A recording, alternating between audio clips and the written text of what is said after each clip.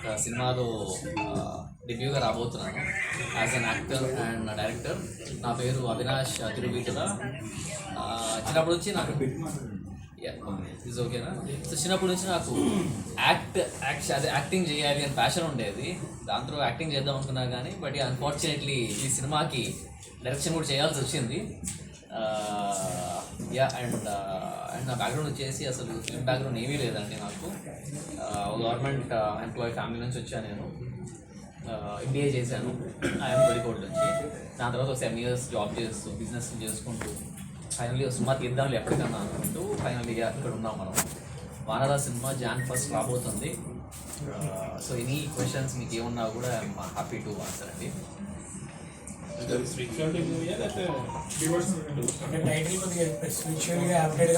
Spiritual కాదండి మనది. It's a rural drama. మనం షూట్ చేసిన మొత్తం కూడా అమలాపురం షూట్ చేసాం. కాకపోతే ఏంటంటే ఇందులో ఒక మైథలాజికల్ టచ్ ఉంటుంది మనకి సినిమాలో. జనరల్గా మన మెటఫర్స్ యూజ్ చేస్తుంటాం కదా. మనం ఏదన్నా ఇంట్లో ఒక వెయిట్ మొయ్యాలన్నా గట్టి వెయిట్ మొయ్యాలన్నా జై బజరంగ్ బలి అనుకుంటాం.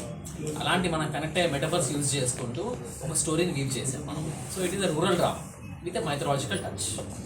యాక్టర్స్గా డైరెక్టర్గా మీకు ఇప్పుడు ఈ మూవీ ఏ విధంగా క్రెడిబిలిటీ అనేది తీసుకొస్తుంది సార్? తప్పకుండా అండి. ఐ మీన్ మీరు టీజర్ సాంగ్స్ చూస్తుంటే ఆల్రెడీ చాలా మంచి రెస్పాన్స్ వస్తుంది మార్కెట్లో. సో దాంతోనే అట్లీస్ట్ మాకు ఒక మంచి పుష్ వచ్చింది మార్కెట్లోకి. అండ్ రిలీజ్ అయిన తర్వాత తప్పకుండా సినిమా చాలా బాగా వచ్చింది. మీరు కూడా చూస్తారు Jan 1st. So as an actor డైరెక్టర్గా నేను 2 కేటగిరీస్లో రోల్ ప్లే చేశాను, చేయాల్సి వచ్చింది. స్టోరీ స్క్రీన్ ప్లే మీరేనా? లేదు కాదండి. స్టోరీ స్క్రీన్ ప్లే నా ఫ్రెండ్ రాశాడు, నా IMK బ్యాచ్మేట్ విశ్వజిత్ అని. ఆయన స్టోరీ స్క్రీన్ ప్లే రాశారు. దాని డైలాగ్స్ వచ్చేసి సాయి మాధవ్ బుర్రా గారు రాశారు. మీరు వితౌట్ ఎక్స్పీరియన్స్ డైరెక్షన్ ఎలా చేయగలిగారు? ఇనిషియల్ నేను చేద్దాం అనుకుని చెప్పాను కదా, వేరే డైరెక్టర్ వెళ్దాం అనుకున్నాము. కానీ వర్కౌట్ కాక ఒక 3 months బ్రేక్ తీసుకొని మళ్ళీ ఇంకొకళ్ళ మీద నమ్మే ఇది నాకు కాన్ఫిడెన్స్ రాలేదు నాకు.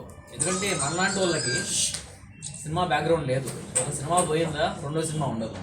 ఇంకొకరి మీద మళ్ళీ నమ్మే అవకాశం, నాకు కాన్ఫిడెన్స్ అయితే నాకు రాలేదు. అందుకే నాకు నేను ఒక 3 నెలలు ఇంట్లో కూర్చొని యూట్యూబ్ ట్యూటోరియల్స్ AI యూజ్ చేసుకుంటూ డైరెక్షన్ నేర్చుకున్నాను. And I'm proud to say that నాకు నేను పూణే ఇన్స్టిట్యూట్లో చదువుకున్నా కూడా డైరెక్షన్ కోర్సు నాకు ఇదే నాలెడ్జ్ వచ్చేది. సో ఇది అంత మెటీరియల్ ఉంది మనకి. సో దానివల్ల నాకు ఈజీ అయింది. పోలీసు ఉన్నతాధికారి అవునండి జన్మించి మీరు సినిమా పట్ల ఎప్పుడు ఆకర్షితులయ్యారు, ఎప్పుడు ఇంట్రెస్ట్ వచ్చింది? అంటే మా నాన్నగారు కోరికట్టేది. మా నాన్నగారు హీరో అవుదాం అనుకున్నారు, యాక్టర్ అవుదాం అనుకున్నారు. కానీ కాలేకపోయారు. ఆయన పోలీస్ డిపార్ట్మెంట్లో జాయిన్ అయిపోయారు. చిన్నప్పటి నుంచి మా కాన్వర్సేషన్స్ ఎట్లుండేవంటే, మాకు కైంటికి హోండా ఉండేది. రోజు స్కూల్కి ఆయన నన్ను డ్రాప్ చేసేవాళ్ళు, ముందు నన్ను కూర్చోబెట్టుకుని. ఏదంటే ఏం చెప్తారు, బాగా చదువుకోరా, అందరితో బాగుండని చెప్తారు కదా. మా నాన్నేమో అరే ఆ సినిమాకి వెళ్దాం ఈవినింగ్, ఆ హీరో బాగా చేశాడు కదా నిన్న చూసిన సినిమాలు, జాకీ చాన్ సినిమా డబ్బింగ్ వస్తుందంటే ఈ వీకెండ్ దానికి వెళ్దామా, ఇలాంటివి మాకు జరుగుతూ ఉండేది. అలా ఆయన ఇష్టం నాకు వెళ్ళి నా ఇష్టం అయిపోయింది. ఆ ఇష్టం కొద్ది ప్యాషన్ అయిపోయి నేను ఫైనల్లీ ఇక్కడ ఉన్నాను. డైరెక్షన్ డిపార్ట్మెంట్లో మీరు కష్టపడి చేశారు కదా, ఏం ప్రాబ్లమ్స్ ఉన్నాయంటే? డైరెక్షన్ డిపార్ట్మెంట్లో అంటే ఎస్పెషల్లీ నాకు ప్రాబ్లం అనిపించింది ఆన్సెట్ మేనేజ్మెంట్ అండి. బికాస్ క్రియేటివ్ పార్ట్ ఎంతన్నా మనం ముందే ప్రిపేర్ అవుతాం కాబట్టి అక్కడ నాకు పెద్ద ఛాలెంజెస్ అయితే రాలేదు. ఆన్సెట్ మేనేజ్మెంట్ నాకు ప్రాబ్లమ్స్ బట్ అది కూడా నేను ఎలా హ్యాండిల్ చేయగలిగానంటే, మా ఎడిటర్ గారు చోటకి ప్రసాద్ గారు, నాకు డైరెక్షన్ టీం లేదు, నేను చేద్దామని రాలేదు కదా, నా టీం కూడా లేదు. చోటకి ప్రసాద్ గారు నాకు మంచి టీం ఇచ్చారండి. నాకు ఇంకా బేసిక్ క్రియేటివ్ టీం కానివ్వండి, ADs కానివ్వండి, ఒక చాలా ఎక్సలెంట్ టీం ఇచ్చారు. వాళ్ళు ఉండడం వల్ల నాకు చాలా ఈజీ అయిపోయింది చేయడం. అంటే మీరు హీరో కాబట్టి మీకు సపోర్ట్ చేశారంటారా డైరెక్షన్లో? హీరో కాబట్టి కాదండి, మన స్టోరీలో దమ్ముంది కాబట్టి చేశారు. వాళ్ళు కూర్చోబెట్టి వినిపించి క్రియేటివ్గా డెసిషన్స్ తీసుకుంటూ మనం చేస్తాం.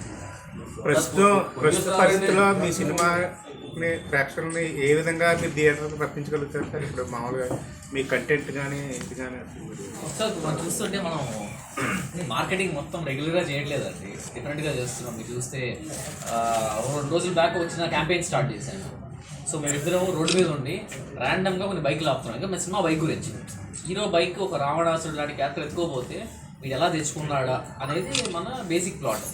సో రోడ్డు మీద వెళ్ళి బైక్ ఆపి అడుగుతున్నాం, మీరు వానరా టీజర్ చూసారా, ఏమైనా పోస్టర్లు చూసారా, వాళ్ళ బైక్ మీద చలాన్ క్లియర్ చేసేస్తున్నాం.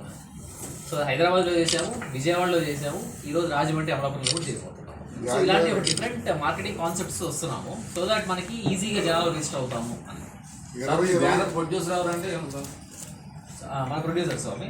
సో ఇద్దరు ఉన్నారు అంటే 2 బ్యానర్స్ ఉన్నాయి సార్ మనకి.